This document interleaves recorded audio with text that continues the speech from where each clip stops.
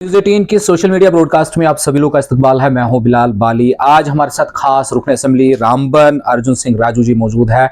उनसे हम खसूसी तौर पे बात करेंगे कि रामबन के क्या मसाइल है, क्या तरजीहात हैं उनकी, क्योंकि हम लगातार देख रहे हैं कि लोगों के डेपुटेशन यहाँ उनसे लगातार मिल रहे हैं। और उसके अलावा आज एक बहुत बड़ा कन्वेंशन भी जिला हेडक्वार्टर रामबन में मुनक्कद किया गया, जहाँ पर पूरे हल्का इंतखाब रामबन के जितने भी ब्लॉक सदूर थे, जितने कारकुनान थे, डेलीगेट्स थे, सब उनके पास पहुंचे और अपने ख्यालात का इजहार किया। और उसके अलावा मजमूई तौर पर रामबन की तरक्की के लिए उनके क्या कर इकदाम होंगे, उन्हीं पर हम बात करेंगे। सबसे पहले आपका शुक्रिया सर वक्त देने के लिए।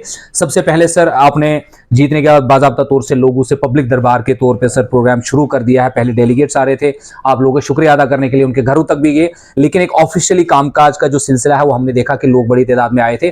तो क्या कर मसाइल लोगों के आपके पास आए और किस तरीके से आप उनको प्रोजेक्ट करेंगे ताकि आप जो है इलेक्शन में जो किए गए वादे हैं या लोगों की जो उम्मीदें हैं उन पर पूरा उतर सके? Thank you Bilal. देखिए, आज आप तो जानते हैं कि जीतने के बाद तो हमारा लोगों से मिलना मिलाने का सिलसिला थमा नहीं।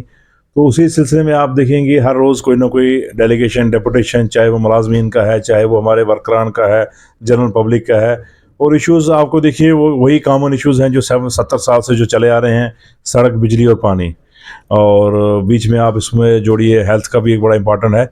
तो इन 4-5 मुद्दों पर जो है लोग हमसे मुलाकात करते आ रहे हैं और हमारा भी फोकस डे वन से जो है इसी पर है। और आज हाल फिलहाल में तो मेरा ये कहना है कि मैं रोड कनेक्टिविटी पर जो है मेरा जो इस वक्त जो सबसे ज़्यादा प्राइम फोकस है वो है रोड कनेक्टिविटी पे। क्योंकि आप देखेंगे कि रामबन कॉन्स्टिट्यूंसी जो है सबसे लीस्ट रोड कनेक्टिविटी मेरे इलाके में है। चाहे आप सराज में देखो, हमारा रामबन ब्लॉक में देखें, गांधरी ब्लॉक में भी देखिएगा, और पोगल जो हमारे साथ आया है उसमें भी आप देखिए कुछ हिस्सा तो उसमें रोड कनेक्टिविटी अच्छा है, लेकिन खासकर जो एसटी बेल्ट इलाका है वहाँ बिल्कुल रोड कनेक्टिविटी ज़ीरो है। तो हमारा फोकस है इस वक्त रोड कनेक्टिविटी। PMGSY 4 मेरा पोर्टल फोर्स खोला हुआ है और उसमें हमारा दिन रात हमारे मुलाजमीन उनके साथ मेरा coordination day to day basis पर हम उनसे रिपोर्ट लेते जा रहे हैं कि हर एक मेरा इलाका टच होना चाहिए। हर वो हैबिटेशन जहाँ 250+ सोल है और हर एक वो हैबिटेशन SC और ST की जहाँ 100+ सोल है, उसको हम रोड कनेक्टिविटी इन 5 सालों में मेरा पहुँचाने का मेरा लक्ष्य ही है। पहले ठीक है, रोड कनेक्टिविटी सर बहुत इंपॉर्टेंट पार्ट है, लेकिन सर जिला अस्पताल रामबन की हम बात करेंगे। हेल्थ सेक्टर जो है, जो आप पहले दिन से बात कर रहे हैं, डॉक्टरों की किल्लत पाई जा रही है, हमारे बच्चों का डॉक्टर नहीं है, फिजिशियन नहीं है, रेडियोलॉजिस्ट नहीं है, बड़ी सारी मतलब जो है। और इंफ्रास्ट्रक्चर सबसे बड़ा जो हमारे दूर दराज इलाकों से लोग जो आते हैं हेल्थ केयर के लिए, यहाँ पे इंफ्रास्ट्रक्चर की कमी की वजह से उन्हें रेफर होना पड़ता है हर बार। तो जिला अस्पताल रामबन की बेहतरी के लिए और यहाँ पर स्टाफ और इंफ्रास्ट्रक्चर की डेवलपमेंट के लिए आपके क्या कर इकदाम होंगे? देखिए, आप हेल्थ स्ट्रक्चर की बात करेंगे और मेरा डिस्ट्रिक्ट हॉस्पिटल की बात करेंगे, इसको इन्होंने एक इतना इसमें मैस क्रिएट किया था पिछले, मैं बोलूँगा 15-20 सालों में ना, कि एक तो पहले ये ज़िला अस्पताल कहलाने के काबिल नहीं है।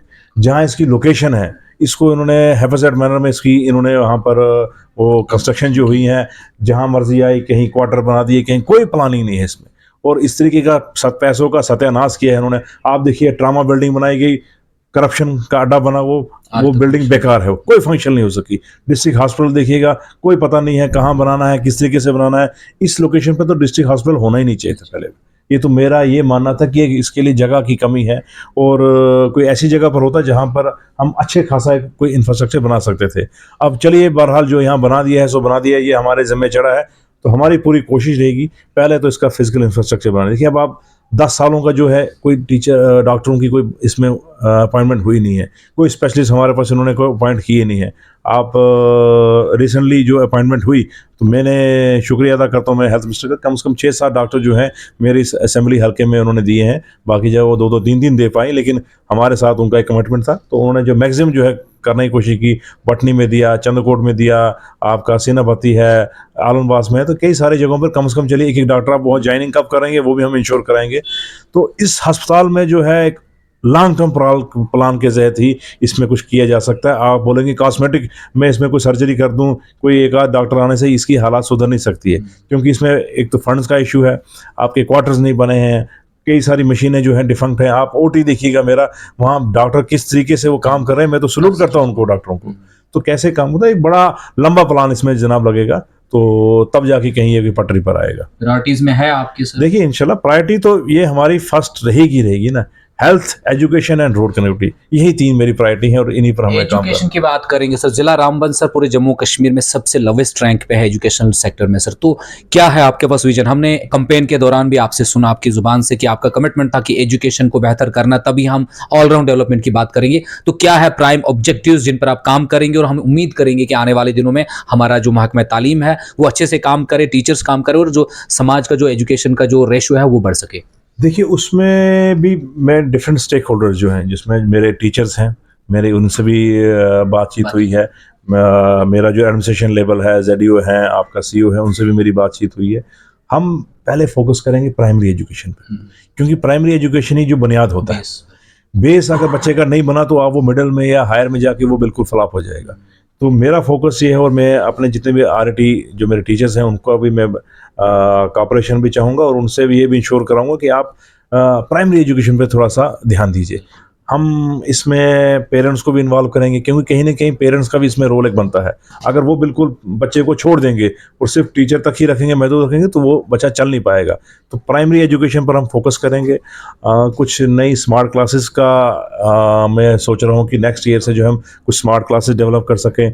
कुछ इसमें जो है नए इस तरह के NGOs जो हैं वो काफ़ी जो है बाहर के जो लोग हैं उसमें फंडिंग करा के जो है CSR कहता है। मेरी अभी तक कंपनी वालों से ये बातचीत चल रही कि आपसे हमें कुछ नहीं, आप CSR के जरिए कुछ हमारे स्कूलों को आप अडॉप्ट कीजिए। तो हम इसमें काम बिल्कुल लगा है जंगी सतह पर, और कोशिश करेंगे कि प्राइमरी लेवल का जो मेरा एजुकेशन है वो उसका अगर ढांचा सुदृढ़ हो जाए, फिर जो है मिडिल और देन अपग्रेडेशन हाई स्कूल और हाई सेकेंडरी पर देखा जाए। मैं सर कॉलेज की भी बात करूंगा। यहाँ पर आपके हल्के इंतखाब में 2 कॉलेज पढ़ते हैं इस वक्त जो immediate sir, degree college Batot sir, building नहीं है, एक मिडिल स्कूल में वो चल रहा है। उसके बाद डिग्री कॉलेज रामबन की बात करेंगे, अभी तक हॉस्टल नहीं बना है, मैदान खेलने का नहीं है, इतनी कंजेस्टेड का वहाँ वो पानी पीने का पानी तक बच्चों को नहीं मिल पाता है। और सबसे बड़ी बात है कॉमर्स हमारे पास स्ट्रीम डिस्ट्रिक्ट रामबन में नहीं है, क्योंकि ज़माना कॉमर्स का है, इस चीज़ का है। तो इन चीज़ों को आप हायर एजुकेशन से कैसे उठाएंगे और किस तरह काम करेंगे? देखिए, मेरे पास कॉलेज 2 नहीं है, बल्कि 3 हैं। मेरे पास बटोत में भी रेंटेड बिल्डिंग में चल रहा है अभी, आपका क्या कहते हैं उखड़ाल भी वहीं वो अभी स्कूल में ही चल रहा है। तो रामबन में भी जो बिल्डिंग बनी है, लेकिन अभी तक लिटिगेशन में फंसा हुआ है। वही मैंने कहा ना, हर जगह इस तरीके से लोगों ने प्लान बनाए। मेरे जो हाकिम थे, जो हमारे एडमिनिस्ट्रेटर थे, आप करोल में देखिए कि अभी तक डिस्प्यूट है। कहाँ उस जंगल में जाके उन्होंने बिल्डिंग ज़मीनें तो ली, लेकिन डिस्प्यूटेड लैंड, तो आज तक वो अभी तक सॉल्व नहीं हो पाई। वहाँ पर हॉस्टल नहीं बन पाया। तो किस तरीके से हम काम कर सकें? और ठीक है आपने, हम एक तो उखड़ाल और आपका बटोत का जो है वो प्रायोरिटी पर रखेंगे ताकि इनकी बिल्डिंग बन सके खास। और इसके साथ साथ जो ट्रेडिशनल कोर्सेज के साथ जो है, देखिए आज ज़माना थोड़ा सा बदल रहा है। हम जो मेरा ITI था उस पर फोकस रखा जाएगा, और मेरा जो आपका पॉलिटेक्निक जो उमर साहब के देन थी, हमारी 18 पॉलिटेक्निक उन्होंने दिए थे, वो भी बिल्कुल हालात उसकी ठीक नहीं है। तो टेक्निकल एजुकेशन पर थोड़ा सा हमने जोर देंगे ताकि वोकेशनल ट्रेनिंग बच्चों को दी जा सके। और जितने ये जो लिखिए आज हमारे पास डे टू डे लोग आ रहे हैं कि जनाब हमें हाईवे पे काम दिलाइए, फलानी जगह काम दिलाइए, but they are not trained. B.Ed वाला हाईवे में क्या काम कीजिएगा, MA वाला हाईवे में या कंस्ट्रक्शन कंपनी में काम क्या कर पाएगा, किसी प्रोजेक्ट में वो ट्रेडिशनल कोर्स वाला नहीं कर पाएगा ना काम। उसके लिए टेक्निकल नॉलेज बड़ा जरूरी है। लोगों ने भुला दिया इस ITI को। हम कहते हैं उसकी आप ITI में जाइए, ट्रेन हो जाइए, चाहे फोरमैन है, वेल्डर है, टेक्नीशियन, किसी भी फील्ड में टेक्निकल नॉलेज का इस वक्त ज़माना है। तो उन पर ज़रा हम कहते हैं, पेरेंट्स से भी कह रहे हैं और बच्चों को भी कहते हैं कि आप ज़रा टेक्निकल वाली साइड इनका थोड़ा ध्यान लाइए। ट्रेडिशनल कोर्सेज तो ठीक हैं, लेकिन उसका आज आस्ता आस्ता वक्त अब थोड़ा सा उनका जो शीन है वो कम हो रहा है। तो टेक्नोलॉजी का वक्त है, तो टेक्नोलॉजी जिस तरीके से के साथ हम चलेंगे तभी हमें फ़ायदा भी मिलेगा। सर जिला रामबन अब कंक्लूड करेंगे सर, हमें आपके टाइम कीमती है। रामबन में सिर्फ सफाई का कूड़ादान बन गया है, हर सेकेंडरी के सामने है, मिडिल स्कूल के सामने है, और सवाल यही है कि खाकरूब जो है हमारे वो प्रोटेस्ट पे है कि उनकी मुस्तकली का मसला है, और आपकी इनसे बात भी हुई है। तो इमीडिएट रिलीफ चाहिए क्योंकि सोसाइटी देख रही है गंद बहुत फैल रही है। तो क्या आप एश्योरेंस देंगे रामबन की आवाम को और खासतौर से खाकरूबों को, ताकि वो अपना काम रिज्यूम कर सके और हम इस गंद को थोड़ा साफ कर सकें? देखिए, पूरे जम्मू प्रोविंस और कश्मीर में जो है इस वक्त पूरा सफाई कर्मचारियों की हड़ताल चल रही है, और उनकी जो डिमांड्स हैं वो जेन्युइन है। कई ज़माने पहले हमको हमारी सरकारों ने लगाया, लेकिन इस 10-15 सालों में ना तो उनकी कोई तनख्वाह बढ़ाई गई, ना ही उनको पक्का किया गया है।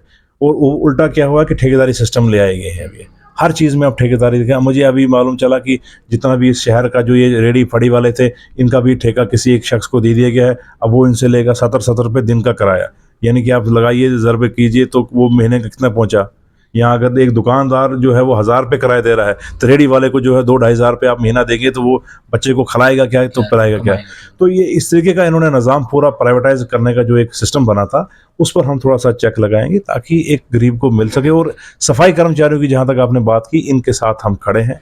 इनका पूरी जो भी डिमांड है मैं इनका बिल्कुल जायज़ ठहराता हूँ, और अपनी सरकार से भी मैं मुतालबा करूंगा और इनके लिए फाइट भी करेंगे हम कि जो ये कहते हैं इनको वो हक दीजिए। दूसरा, शहरवासियों से हमारा ये निवेदन है कि आप जब तक ये हड़ताल इनकी चल रही है, पंचायत लेवल के जो टेंडर्स हुए थे, ठेकेदारों ने टेंडर किया था, जो हमारा इलाका भी है पहाड़ी इलाका है, सर्दी आने वाली है, तो वो टेंडर रुके पड़े हैं कहीं पर।